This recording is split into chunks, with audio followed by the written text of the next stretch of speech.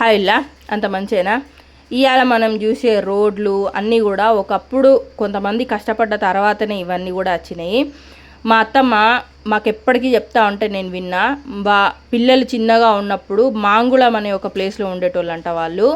అక్కడ రోడ్లు గీడ్లు ఏం ఉండేటివి కాదు, ఇట్లనే అడవిలా సామాన్లు బజారుకు పోయి కొనుక్కుంటే నెత్తిలో పెట్టుకొని పిల్లల్ని చేతిలో పట్టుకొని నదులు దాటుకుంటా వద్దురట వాళ్ళు.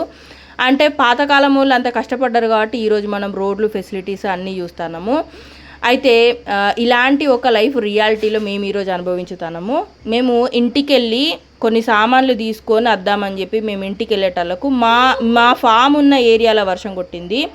మొత్తం ఆవులు, బయట కట్టేసిన కుక్కలు, కోళ్ళు అన్నీ కూడా తడిచిపోయినాయి అన్నట్టు.